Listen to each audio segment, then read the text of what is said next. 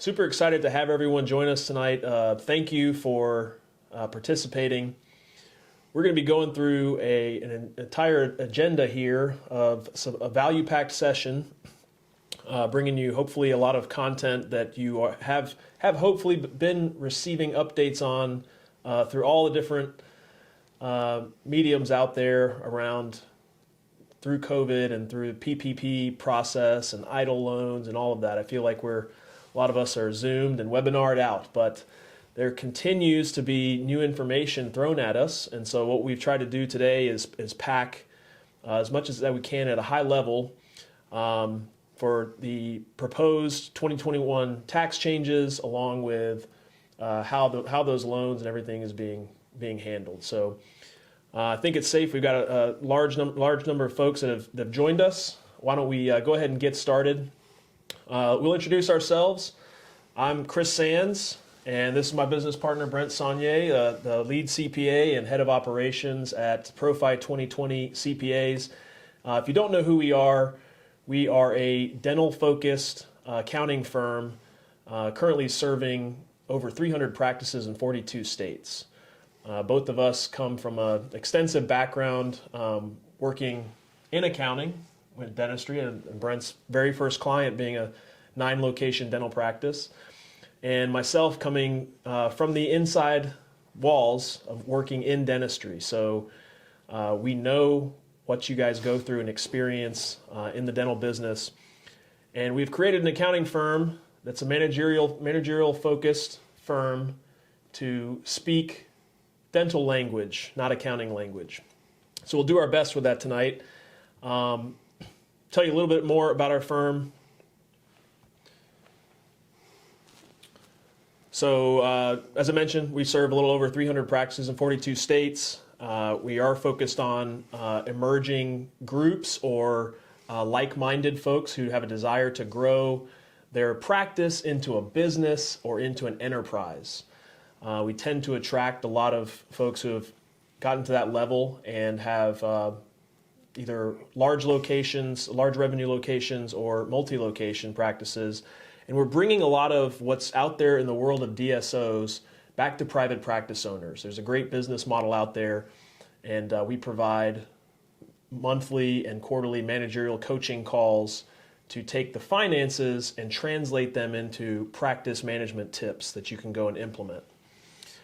We are very big on communication and being proactive in nature in a reactive accounting industry. And we focus more on the consulting side of the business, not just the compliance side of tax and accounting. So we're going to go over a few things today. We're going to start with a review of the past, bringing us up to the present in both the PPP loan updates, as well as I think the hottest topic that everyone has questions right now is the employee retention tax credits. And then at a high level, we're going to go over what has been proposed by the new Biden administration for tax law changes. Nothing is in effect. Obviously, we're still early into the new president's term, and Congress has to go through the entire process of making these things come to pass to be signed into law by the president. We will go over some tax reduction strategies, some that are annual reduction strategies that everybody needs to be implementing that we do see so frequently missed. Sometimes it baffles us how much we see them missed. And we will go over some strategies that are maybe pertaining to some of these changes, or really just best practices as it comes to even managing your day-to-day cash. So more than just tax strategies around, how do you manage the finances in your practice. Profit first. We are a profit first certified firm. If you're not aware of that, we'll talk about that at the end of today. We've got a special gift for everyone who attends this webinar this evening that we would love to give you at the end of this webinar. So stay tuned for that. And we will pause periodically for Q&A. In the role, Brent, our head CPA in the firm, is going to handle most of the content. I will be handling the chat room and interject periodically. So if you have questions, please post them in the chat. and I'll bring them up as we go through the content. If the questions pertain to the slide that's up, we'll try to monitor that and move slowly so that we can cover as much as possible. And I think Carter will also keep a log of those, and we will respond outside of the webinar for anybody that needs some assistance. Totally. And at the end of the presentation, we'll have contact information. If there's something that was not covered or you have a question that's more specific to you, we're happy to entertain those, and you'll be able to email us at info@profide2020.com.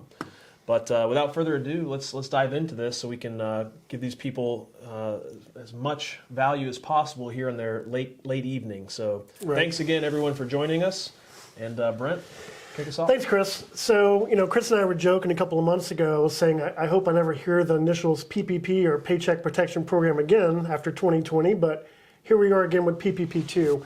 So we're not going to go in great detail on the PPP2, but just a couple of high-level points.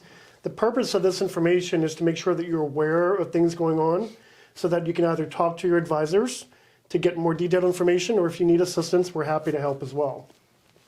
So as you all know, the PPP2 applications, most banks are open now. They opened a couple of weeks ago. It started out with some of the specialty industries.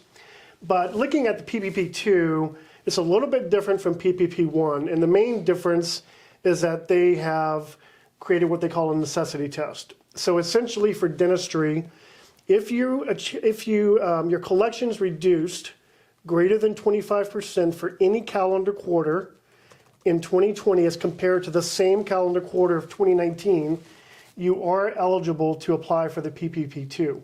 There is one other caveat: you do have to have less than 300 employees. As of right now, all the information that's been given to us, they are expecting the PPP2 to be forgivable. And again, the PPP forgiveness is achieved if you spend the money on the specific categories that are outlined in the legislation, which is essentially payroll, utilities, rent, and they've even expanded it under the most recent legislation to even include supply costs and other operating expenses. Chris and I were talking before, and we put the ... after the second line here, and we just want to give our personal opinion on what we foresee. So laws are passed by Congress, and then they are constantly changed. And we do these presentations, and this could change tomorrow. Right. So in the original PPP, there were so many different revisions. I think on the applications, there were 3 different revisions on the original application. So again, if you have a 25% or greater reduction in receipts, you do technically qualify for the PPP. So the thing Chris and I were talking about is, let's look 6 or 8 months down the road. We know there's a new administration. We're expecting increased tax rates. And we just don't know if the SBA or Congress will come back and say, let me see your annual 2020 profit and loss statement, and let's compare that to 2019 to see what your total recovery was. And they could put some limitations on the forgiveness. So our recommendation to all of our existing clients is go ahead and apply, but if you don't need to access the cash immediately, we're recommending that they park the cash in a business account and let Congress kind of sift through this, let the SBA go through it and see if anything changes before they spend the money. So again, in summary, all of dentistry pretty much qualifies because you have to compare, one quarter in the calendar year of 2020 to one quarter in the calendar year of 2019. Right. And that was Q2 for pretty much all of dentistry. So we know they're going to qualify to get the funds. Just as of last week, we didn't know if it was going to be forgiven or deductibility, if that rule was going to be the same. It appears now that there's no every indication is that it will. The only thing we still don't know is maybe any gotchas on the necessity test. Okay, that is the one clause that kind of scares me because of the 300 or so practices that we monitor.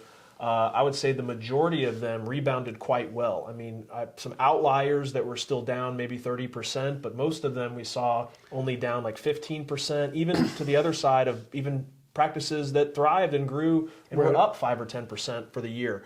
So the real question, though, is, they can change the rules after you've already received the money. All the rules are not laid out in front of you up front. We're just telling you what we know so far. Right. And the one qualification I'll give you is I do not expect most orthodontists to qualify because of their contract receivables. So a lot of the orthodontists may not even experience the real lag until the next few months. So that's one thing that if you're an orthodontist, I would not expect most of them to qualify. Agreed.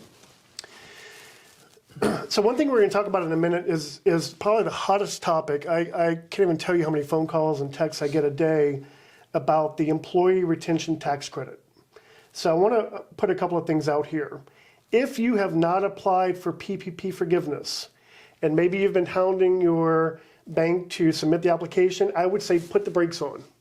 And the reason is, in the original CARES Act, they allowed for the employee retention credit, which is essentially a payroll tax credit against qualified wages for employees. The most recent legislation in December, the CAA Act, basically came in and said you can now take both the PPP loan and the employee retention credit. You could not do that under the original legislation. The caveat is that the wages that you submit to your bank to qualify for PPP forgiveness, they cannot also be used to claim the employee retention tax credit. And you'll cover this, on the next slide, but just remember the employee retention tax credit mostly pertains to COVID sick pay, or if your employee was caring for a family member or something like that, and you paid them while they were off, not in that PPP period that you used to pay them. But outside of that, we all had the rule or the law that was in effect till December 31st under the FFCRA. Okay, and so any compensation that you paid beyond the shutdown period essentially is what we're going to look at in a broad sense. And I will say also, depending upon the size of the number of employees you have, there are different rules that apply. They refer to them as large and small employers, and the threshold is 100, so make sure you're talking to your advisors. So I'm going to explain the employee retention credit in a second, but under the PPP forgiveness, you are required to spend at least 60% on payroll cost, which means 40% can be spent on rent, utilities, supply cost, even operational expenses. So if you haven't applied for forgiveness yet, I would say to minimize the amount of wages that you're submitting on your PPP application. So keep it to the 60% if you can, and then the remainder of the forgiveness should be used with these other expenses. And again, the reason is so that we can maximize the PPP forgiveness and the employee retention credit. It's chess, you got to play the game. It is. So what is the employee retention credit? So it's a fully refundable credit for you as an employer for up to 50% of qualified wages paid to your employees after March 12th of 2020 and before December 31st of 2020. These wages do include certain healthcare expenses. There is certain criteria you have to meet in order to claim the employee retention credit. Number one, operations were fully or partially suspended by government mandate. Now I want to qualify that. So a government mandate means an issue by the governor. It does not mean the ADA recommended it or some other regulatory body recommended it. It has to be by government mandate. So I know there are a few states that there was actually not a government mandate, so be careful of that depending upon which state you're in. And again, talk to your advisors. Hopefully you're already talking to them to make sure you do qualify. Or, and this is a big one because originally when it came out, we thought you had to meet both of these tests. So either suspended by government mandate or your collections decreased by 50% or more for any calendar quarter in 2020 compared to the same calendar quarter in 2019. And please pay special attention, calendar quarter, so April, May, June, July, August, September, you cannot just pick a random quarter. You can't pick a random 3 months. Correct, Okay. correct. So for 2020, the maximum wages that you're allowed to be eligible for the credit is $10,000. So the max credit per employee for the entire year is $5,000. And again, most people will qualify under quarter two. Now, you do need to think about the fact that March 12th through the end of March is actually in the first quarter. So depending upon your specific situation, you may be able to claim some of those wages that were paid starting March 12th. Can you just repeat that slowly? Is it $10,000 is the max amount that the company can actually get, that the business owner can get back, or is it this $5,000 per employee? How does that cap? Say that again. So the maximum amount of wages that you've paid to an employee is capped at $10,000. So the credit is capped at up to 50% of that amount. Okay. So the credit is $5,000 maximum. The other thing I'll say is this this period. I don't think this is going to pertain to most of dentistry. There are maybe some practices out there still struggling in certain states, maybe California, New York, New Jersey, the Northeast. I think they are extending this period instead of from March 12th of 2020 to December 31st, actually looking at it for a full year of March to March. I've read that. I don't know if it's officially in place yet. So if anybody on here has heard Chris and I talk, we go back and forth, so he kind of stole my thunder. But the most recent legislation did make a few changes. Number one, the legislation allowed you to take the employee retention credit proactively, and you could also use a PPP. Number two, it extended the eligible period from January 1st of 2021 through June 30th of 2021. So Q1. This little guy up here whispered that to me. And Q2, yeah, like I said, okay. And Q2 of 2021. I will tell you that I do not expect many of our dentists to qualify for that because their collections must have decreased by 20% in Q1 or 2 of 2021 compared to the prior year. And I don't see it with the results we're getting from our doctors. The maximum wage eligible for the credit increased to $10,000 per quarter. Remember, during 2021, the maximum wages was $10,000 for the entire year. For 2021, it's $10,000 per quarter. And in addition, Repeat that one more time, because I think you said 2021 twice. So in 2020, the maximum credit was $5,000 for the entire year. For 2021, the wages that are eligible is per quarter. So you could take $10,000 and compute the credit in Q1 and Q2. So that's the official rule, but we don't think a lot of dentistry is going to be applicable to that anyway. In addition, the maximum credit per employee is increased to $7,000 per quarter. So in 2020, maximum credit is $5,000. 2021, if you qualify, theoretically, per employee, the credit could be up to $14,000. And again, these rules are highly complex. It does take strategic planning to figure out how to maximize the ERTC and the PPP. It's not as easy as just pushing a button. There's a lot of analytics that goes into it. Now, before we move on, can you just speak real quickly about how this 2020 tax filing season is different that we're about to deal with now? For those of you who don't know, the IRS delayed the filing season until the 12th of this month, February 12th, 2-week delay. So nothing can even be submitted by any CPAs. But we're waiting on the IRS, and the reason for this delay, waiting on them to send us what kind of new forms they're going to be involving. Clearly, I don't think it's going to involve much PPP because, at least for our clients, most everyone is having their loans forgiven and they're not deductible. But this employee retention tax credit, everyone is very, very eager to get to this tax credit. And they're like, how do I cash in on it now? Well, it's something you do at filing time. It's applied against your 2020 taxable income. And there's probably going to be some new forms. Have you heard anything or seen anything on how much more paperwork we've got to do? So in regards to the employee retention credit, it is a payroll tax credit. So the way that you receive the credit is actually by amending prior payroll returns. Hopefully you're working with a reputable payroll company. They can amend the returns for you to claim the credit. A couple other things. There's going to be a lot of changes in the tax filing season. They delayed the tax season because the IRS had to reprogram the computers. They had to create the new forms. I truly expect the IRS to probably come in and even extend tax season again. And again, I know everybody wants to get their taxes filed, and I would caution you to go a little easy on your CPAs because we all want to do the job right. We want to make sure that you get the maximum tax benefits, and we need the time to really go through it and make sure that we're putting you in the best possible I mean, position. this year is the year to triple check Right. everything, right? I agree. Okay, Chris. So look, the tax code. If you'll go back to that previous slide, the tax code and tax law changes is like a game of chess. And the best we can all do is we vote when we have a chance.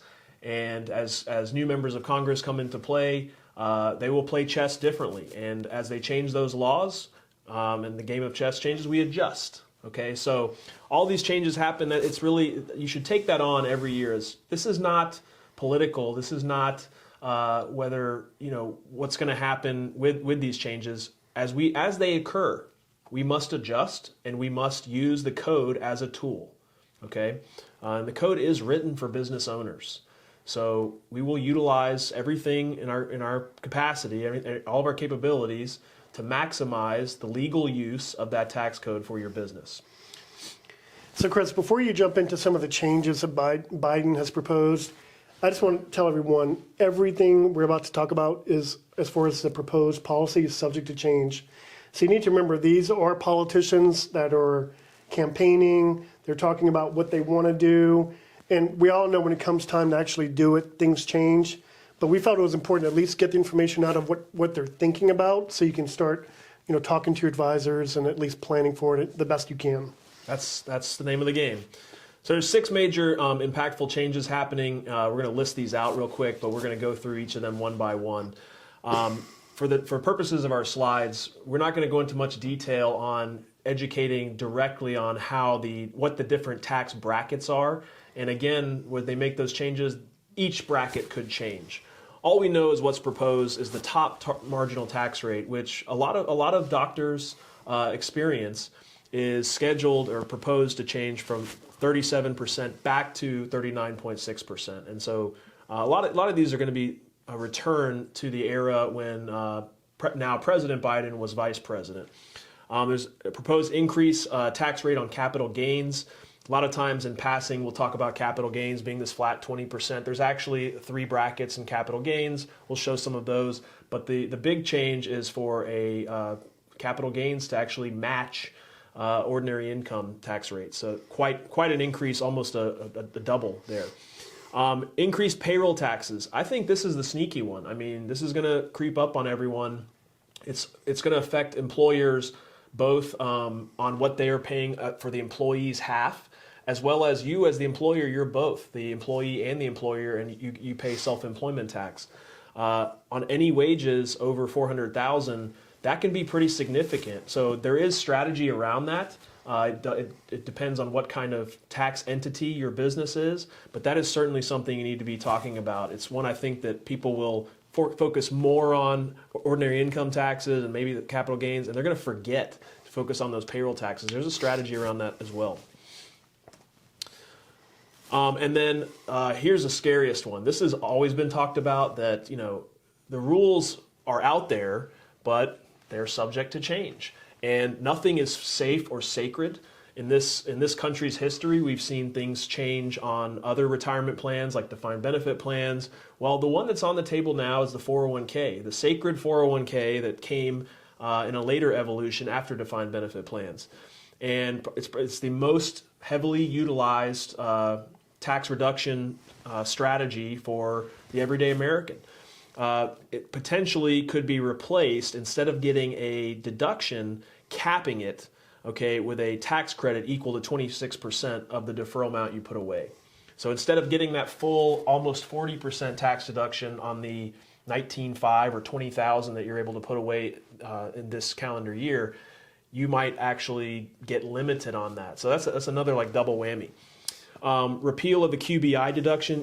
Brent, this is one that even me, this QBI, I think it totally confused us because it applies to a lot of people, but it doesn't really apply to our business personally. It doesn't apply to any service, or in dentistry, it typically does not apply. And we see this error on a lot of returns that come through. Can you maybe give a little snippet of that QBI deduction and if it's going to apply to anyone? Yes, so essentially the QBI deduction, some people may call it the flow-through deduction, the pass-through deduction. It came into play under Trump's tax law changes, And it was really kind of thrown in there at the last minute because all of the original tax talk was about giving corporations tax breaks. Well, this country is made up of mostly small businesses. So the lobbyists were out there saying, what about us? So at the last minute, they threw in this 20% deduction. And basically what it says is if you have an entity such as a partnership, a sole proprietorship, or an S corporation, income that flows through to you personally, you are eligible to take 20% of that income out of your tax calculation. For doctors, attorneys, CPAs, there was a special clause that basically said if your income increases above a certain threshold, you're no longer eligible. So for a lot of our higher income earners, it didn't apply, but we see tax returns all the time where other CPAs have either taken the deduction when they shouldn't have or not taken the deduction or vice versa. So that's one thing that is on the table to potentially get repealed. Okay. The other major swing is the estate tax, and every time we see a change in office between the two different parties, if they have the chance, if one of their former laws is expiring, we see this one change most often. So major swing on that. We'll talk about that before we dive into the each of these one by one. Brent, we got a couple of questions here. I think this pertains to both PPP and to the employee retention tax credits. We get these questions a lot. The first one is, are the owner doctors and any full-time family members, such as spouses or if their kids are on payroll, are they included or excluded, to your knowledge, on if they got sick pay or if they, can they get employee retention tax credit? So owner doctors and family members are specifically excluded. You are not allowed to include that in the computation of the employee retention credit, and that is very clear. Okay, so that's black and white. Everybody make note of that, okay? But I think there should be a decent amount of credits just on the other employees. If paid by a PLC or a rental LLC, but common ownership, will this qualify? That's an interesting question. Qualify for the... I'm assuming they're talking about will their compensation paid qualify for employee tax credits, which the way I read it, the answer would be no.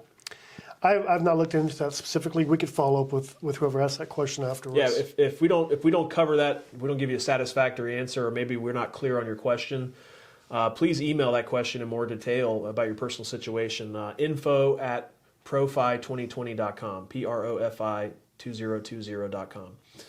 All right, let's dive into these, Brent. Okay. So the first one is related to the higher maximum income tax rate. So currently the maximum rate is 37%. So under Biden's proposal, he is talking about increasing that or repealing it back to the pre-administration levels of 39.6%. So effectively for high income earners, it's about a 2.6% increase in your income tax liability. In addition, he is talking about compressing the bracket so that currently you don't hit that top tax rate till you get to $500,000. He wants to lower that to $400,000. 400,000 seems to be the common number. This is everything applies to. Right. We don't see many C corporations these days, but the current law, the corporations are taxed at a maximum rate of 21%. Under Biden, he wants to increase that to 28%. Some states that don't recognize S corps, in most cases these should be LLCs or Schedule C filers, but we do find C corps in states like Tennessee, for example. And if this does apply to you, it is something to be paying attention to. Right. So itemized deductions, there is a special limitation called the PAs limitation, and essentially what it is it is a limitation on the amount of itemized deductions you can claim if you're a high income earner. So under current law, Trump had eliminated that through 2025, and President Biden wants to reinstate that limitation. So in essence, it's an increase in your taxes by limiting the amount of itemized deductions. Hopefully everybody knows what itemized deductions are, state income taxes, mortgage interest, etc. On the increased capital gains tax, so as Chris mentioned, there's actually 3 levels of tax depending upon your specific income range. Everybody always talks about the 20% flat rate. So what Biden's proposed for any earners over $1 million, he wants to take that 20% capital gains rate and tax tax their income at the ordinary tax rate of 39.6. So this is a big deal, especially if you've got any practices that are considering selling in the future.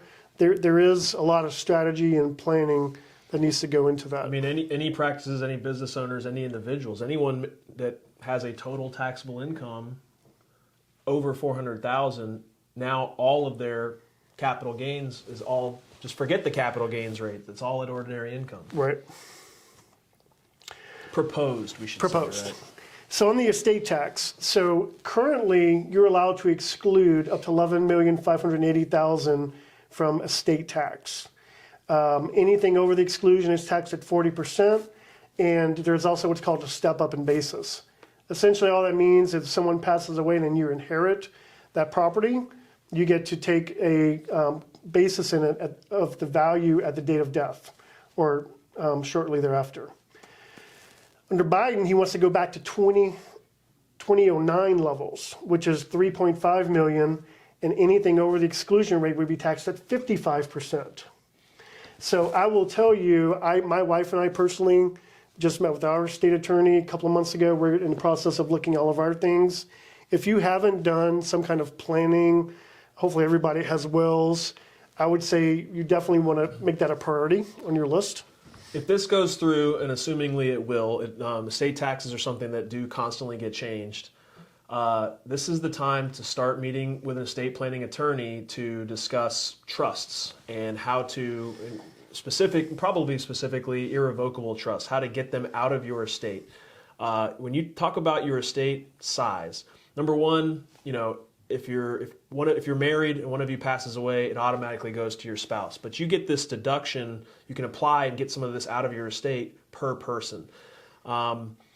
If this happens, you need to include your business valuation. You need to include all of the other assets that you own, okay, real estate, personal home, investable assets, and you need to include any life insurance you have on yourself. And understand that that would all become part of the estate if something happens to one of you. And then you need to you can take action on the first to die, and you can take action on the second to die. So that's something I'm very enthusiastic about. It is complex. You do need to consult with both CPA and your attorney congruently together. Right. So we're not going to get into this today, but I would say for higher income earners, there are tax strategies that we use that can create tax deductions now and get money out of your estate. So again, if you're a high income earner, having the right advice is really critical. We'll pause real quick for another question before we jump into this next slide. So clarity on the previous question. Rent, when you talk about rent being part of I think this was around the PPP money. If the rent is paid by their PLC to a real estate LLC where they own both the dental practice and the real estate LLC, will that qualify as part of the rent that's deductible? And my answer is yes. It just so happens that you're the landlord. If you're paying it to a different landlord or you happen to also be the landlord, rent is rent.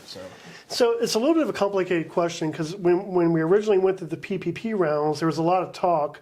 It's essentially what we call a self-rental. So you're renting the building to yourself, just in different entities.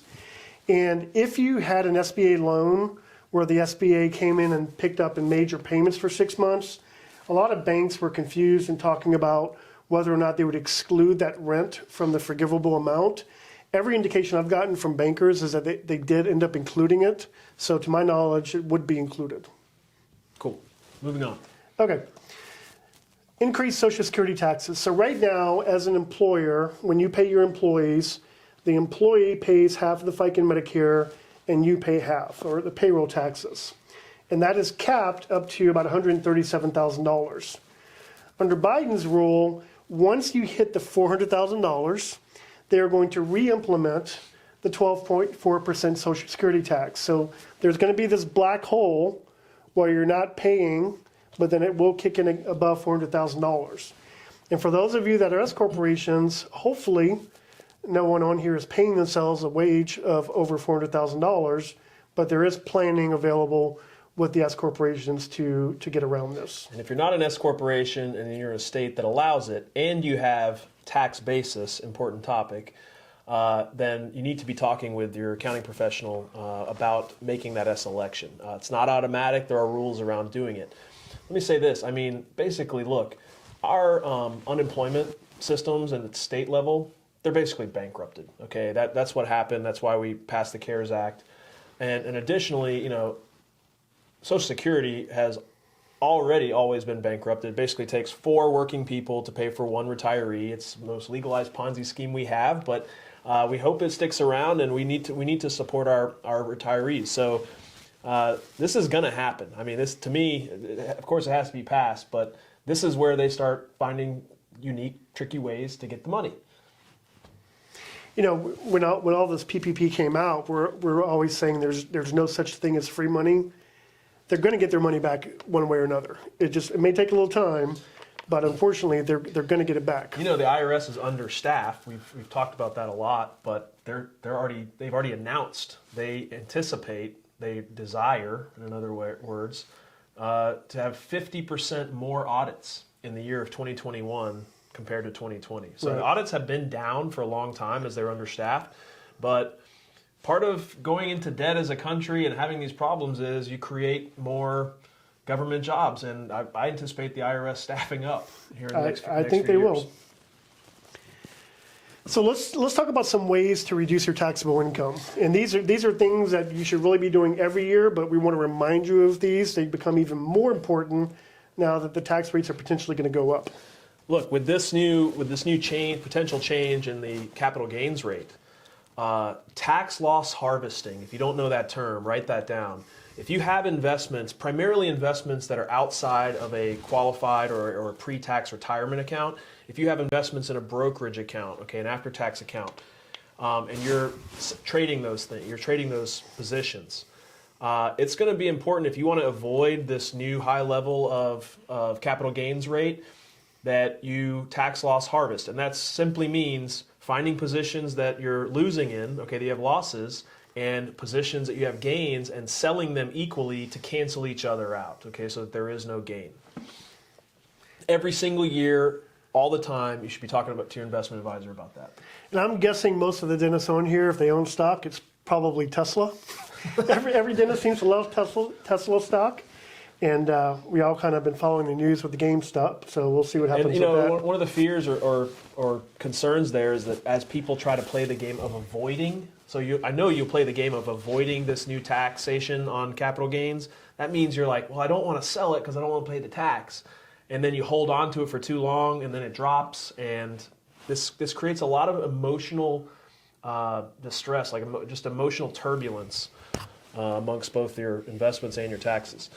Other standards, okay, we're still amazed at how often we receive financials, we receive QuickBooks from new clients, and they have asset schedules that are way outdated, meaning they've got equipment and things listed on there that they haven't even owned for 5, 10, 15 years.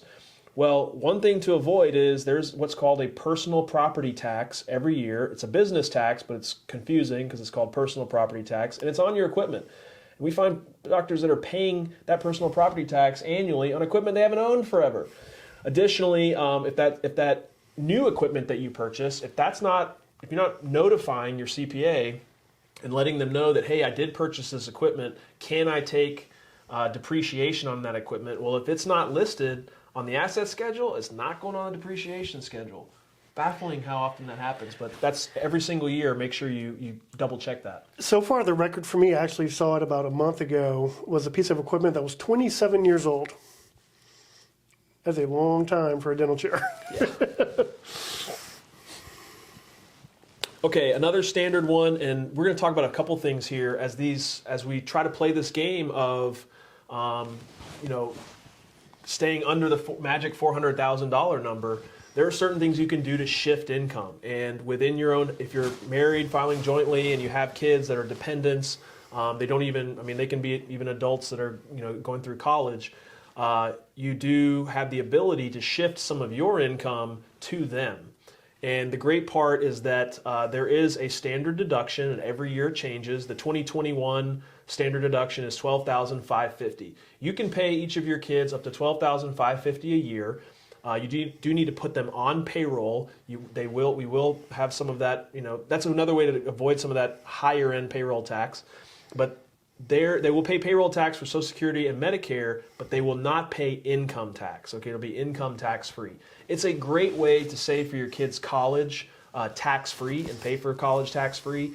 And then you can choose if you want to go beyond that. You could pay them an additional $6,000, and which would be taxable, but you could throw that into an IRA, which cancels that tax out. Or you could take this tax-free money, put it into a Roth, which continues to grow tax-free for your kids.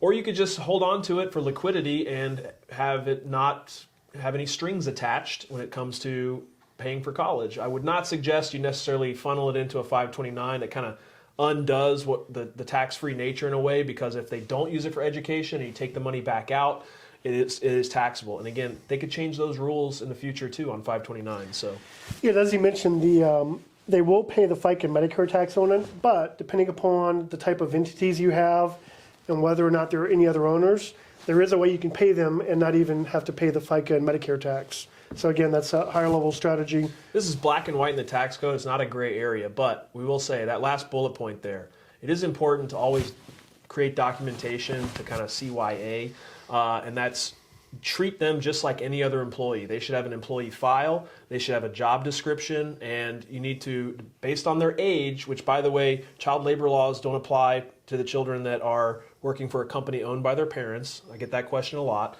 But still, based on their age, you need to decide like what is reasonable that they're doing. So if they're really young, they're probably only doing some marketing, taking pictures and putting them on your website. But eventually sterilization, sanitization, janitorial stuff, document shredding, you know the drill. Right. Okay, this is always the fun one for those that love golf, and we're here in Georgia, and it's named after Augusta, Georgia, the Augusta rule. And right next to that is the actual Internal Revenue Code.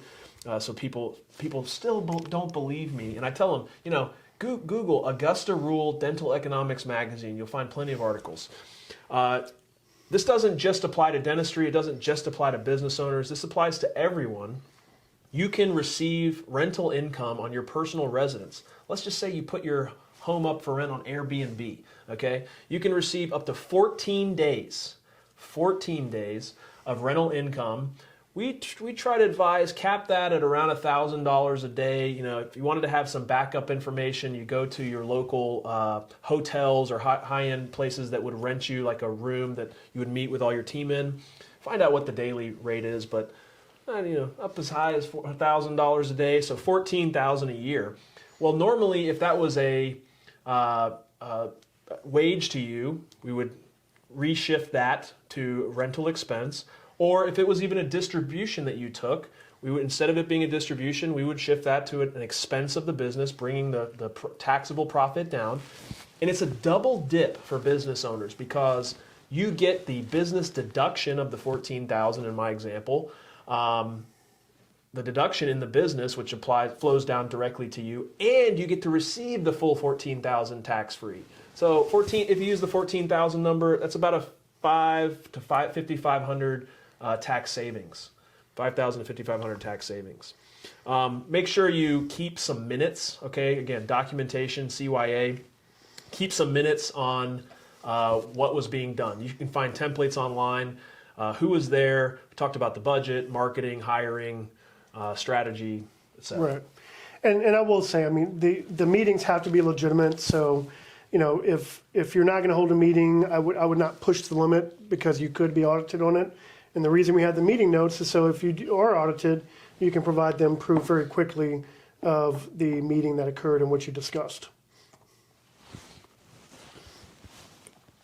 You want to do cost seg? Yeah, so this is, for business owners, this is most likely the largest tax deduction that you will ever receive. This is most beneficial when you have owner-occupied commercial space. So you as a dentist owner decides to buy your own building, you put that building in a separate LLC, and the practice is renting that space from you as a landlord. So this is essentially a way to accelerate immediate tax savings and immediate cash flow. Under the tax code, when you buy a commercial building, you're allowed to expense it over 39 years. This is a real life case study of one of our dental practices. They purchased a building down in Florida for $2.1 million. If they had not done a cost seg study, their annual depreciation expense for the next 39 years would have been $53,846. A cost segregation study in the tax code, black and white. The most famous case where it really started is the Hospital Corp of America, for all you fact finders that want to look it up. They basically filed their tax return years and years ago, and instead of reporting a building over 39 years, they broke the building apart into its individual components. So they were saying that they had personal property, which is expense over 5 years. They had furnishings over 7 years, etc. With the cost segregation study, the first year depreciation deduction, which reduced their profit, was $820,000. That meant for the doctor, their first year cash savings was over $328,000. So that is money he keeps in his pocket and does not have to send to the IRS. You know, real estate is the most misunderstood part in dentistry. We are huge proponents of every dentist, if possible, owning their own building. And, you know, I often tell doctors that you get to take your business gets to buy an asset that you own personally, tax-free. Okay, and if you own both the business and the real estate and you pay that asset off, you're going to get to take rental income out tax-free because you get the deduction from the business and the positive rental income from the real estate. When you sell the business, the practice, one day, you lose the deduction and then it's taxable income. But along the way, it supercharges a practice. And if you have the opportunity and you have even a 10-year horizon left in your career, you really, really need to figure out if you can afford or talk with somebody about how and what size building you can acquire. Obviously, if you're in an area like Manhattan, that's not an option. But the vast majority of the country misses out on this all the time. And I'm amazed at how many actually do also buy their buildings, have no clue about this, don't believe it. They think it's some voodoo. And I'm like, Cost Segregation, Dental Economics Magazine. You can find plenty of articles, black and white in the tax code. Right. And I will add that this is available also to people who don't own their buildings. So let's say that you own a dental practice and you do a major build out or leasehold improvements.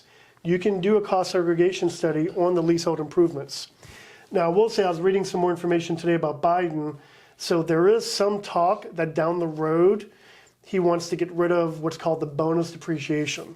Bonus depreciation is where you can take first year depreciation expense. He's talking about getting rid of it in the future. So I think it elevates the importance of looking at this if you have not done it already. There are some additional benefits to the cost seg study. So if you take the cost segregation study provided to your property and casualty insurance provider, you can usually experience about a 10 to 11% reduction in your annual insurance premiums. So that's not just 1 year, it's every year going forward. Compound effect. And it's really kind of common logic. It doesn't cost as much to insure a concrete slab as it does a roof or four walls. In addition, here's a big one. So a lot of doctors and business owners, they buy buildings. Chris and I bought one a couple of years ago, and we decorated it and in here now. Decided on the cabinets and the flooring. Well, everybody's taste changes and things get outdated. So let's say that in the future you decide to renovate your building. Without the cost segregation study, you will not be able to get rid of that old asset off of your books. So in essence, you'll have an asset that you no longer own that's still being depreciated, and the new asset, which is whatever you renovated, on your books. So the cost seg study is highly important for multiple reasons besides the first year. I can't stress it enough on the building. I mean, if this is the year, we're going to talk about this in a slide in just a second, that this is the year that profit matters even more than ever. Cash matters, saving cash and leaving cash in the business matters. And as you're looking for major tax deductions with these new tax law changes, it is absolutely one of the most impactful strategies that you can have. So hopefully you will heed this advice and save some cash to prepare to buy a building. I think the market is very high Construction costs are very high. Who knows if or when we have any kind of downturn, but when that happens, those with cash will capitalize on the opportunities and get a building at lower costs and get maximum savings. So Chris, I think we've got about 7 minutes left, so I'm going to let you wrap it up with the last slides. Sure. So look, this is more than just about this year and these new proposed tax changes or the next 4 years. This has always mattered, but COVID really exposed the problems in dentistry. COVID really, showed how much in private business ownership we are not doing some of the healthy strategies or healthy behaviors that we should be doing. February is actually like Heart Healthy Month, and we're trying to share some heart healthy tips here as it pertains to the practice finances, and good financials and good financial habits are at the heart of a good business. Cash matters. Okay, I'm not going to stress. I have to stress this. Most banks before COVID only wanted 1.5 months of expenses in cash, and most of dentistry didn't have that. I mean, dentistry was floundering, scared, waiting for this bailout. Those that had cash were not. And if you believe that it's sound financial advice to have 3 to 6 months of emergency money in personal cash savings, why is it any different in your business? Okay, it should not be. That should be a goal of yours. 3 to 6 months of expenses saved up in cash. Okay, and it's there as opportunity money as well. And you have a clearer mind to make better decisions when you have cash on hand.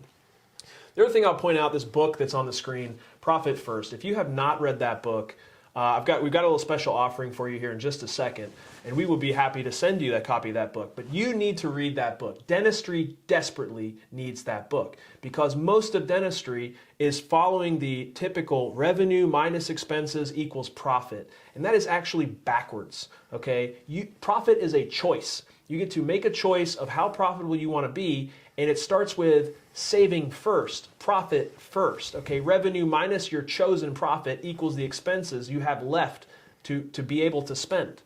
Couple tips on this real quick. Floss your finances daily. You tell your patients to don't do it, and they don't do it. Okay, and I'm one of those people, I've actually flossed every day and never really had a cavity, and it's preventative. And you need to do the same thing in your business because bacteria is constantly attacking. Financial bacteria in the form of expenses, you need to floss that bacteria out every single day. Why daily? Because you receive collections daily. Okay, and if you don't receive collections daily, there are a few exceptions I have found. Maybe they receive collections weekly. Okay, if you're getting money in from Medicaid or from your insurance carriers that you're receiving weekly. The point is, when the money comes in, you got to immediately move it. Otherwise, an expense will find the money. Expenses will naturally rise to meet incomes, and that is Parkinson's Law. If you have never heard of that, write that one down. It's in the book as well. Okay, so here's some tips on you should have multiple accounts. This is the year. If you only had 1 or 2 accounts prior to COVID, and maybe you created a separate account for the PPP money to hold it, you need to think about expanding the number of accounts you have. This is not craziness, and sometimes your bookkeeper or accountant is going to talk back to you and say, you shouldn't have so many accounts, it's more work for me. Doesn't matter, okay? This is what it takes to actually grow your business and flourish with profit. Multiple accounts. One income account where you receive your deposits, okay? That's your primary operating account. Profit account, choose the profit first. From every deposit, we automate movement of money to the profit. Separate payroll account, you gotta pay your people. That's one of your most important, it's one of your largest expenses, but most important expenses. Your people are your assets, okay? And that includes you as the owner. You're an employee dentist first. And then you need a tax account.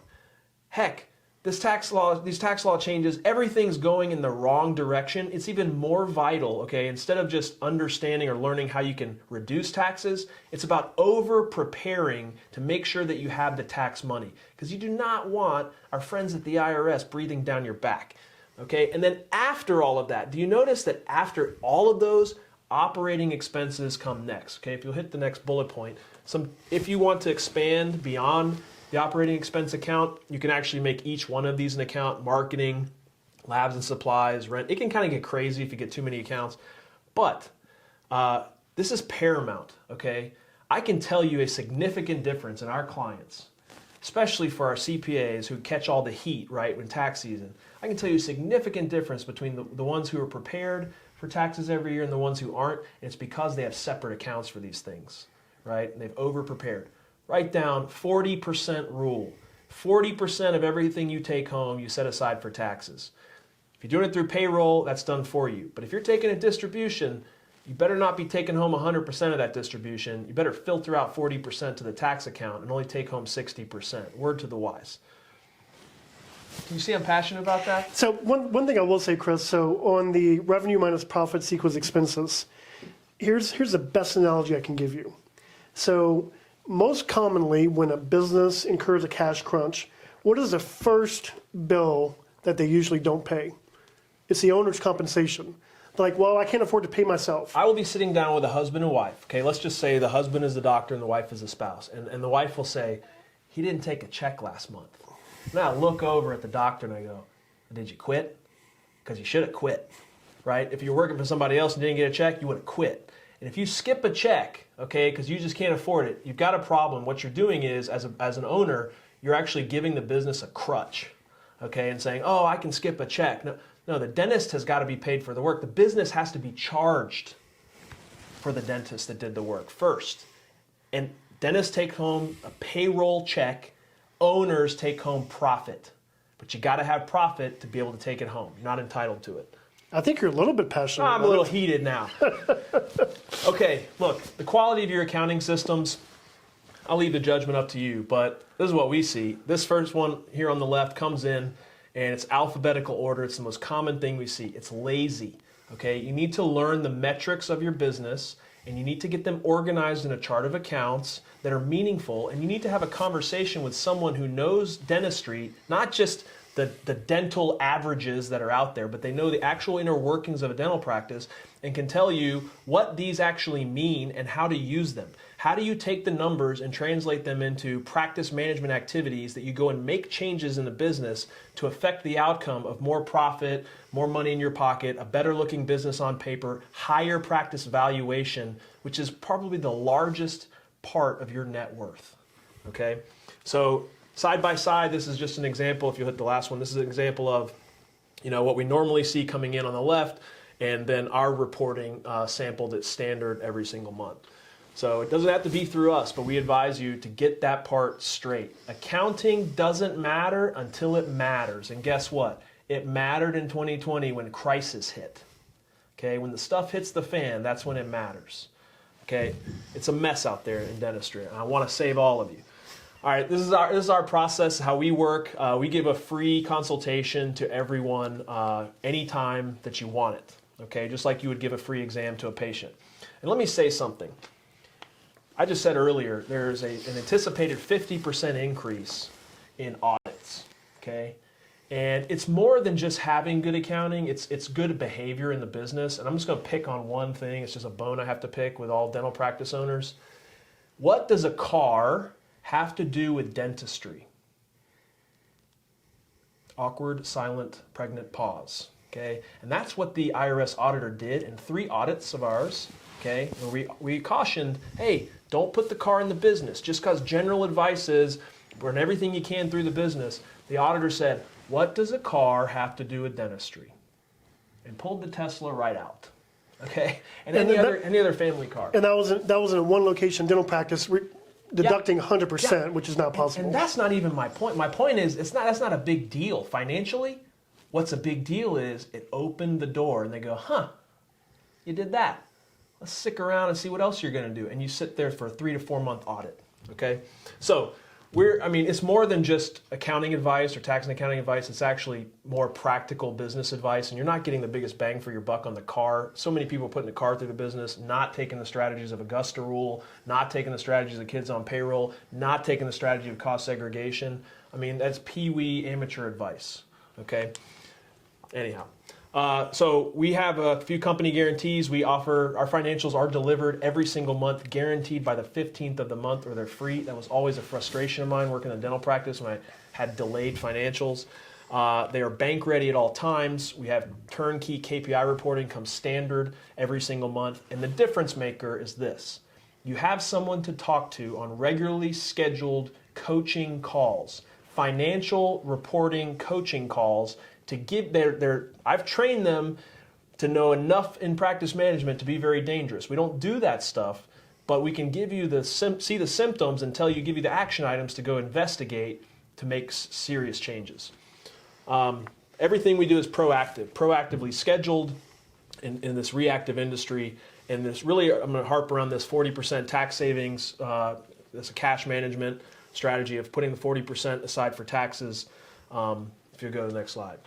So what we're all offering as a gift to everyone who was so gracious to join us on this late evening for this presentation is a 1-hour Profit First coaching call. And what that is we spent a lot of time to not only get educated, but to actually test on existing clients, Profit First methodologies, and we have been certified by the company, Profit First Professionals, to coach that to the public. And we will give a free coaching session. This is normally something we charge as a separate service. We will give a free coaching session to anyone who desires it, no obligations from this webinar.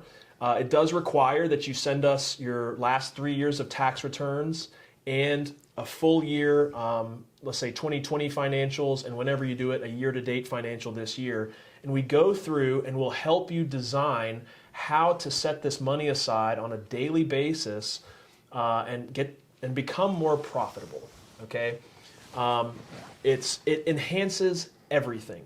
Okay, so it would be our sincere pleasure to offer and give that to everyone. Again, there is no pushy sales pitch.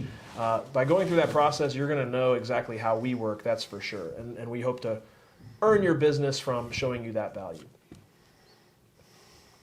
Any other questions that we have? And we're only went a couple minutes over. Maybe started a couple minutes late, so maybe we're right on time.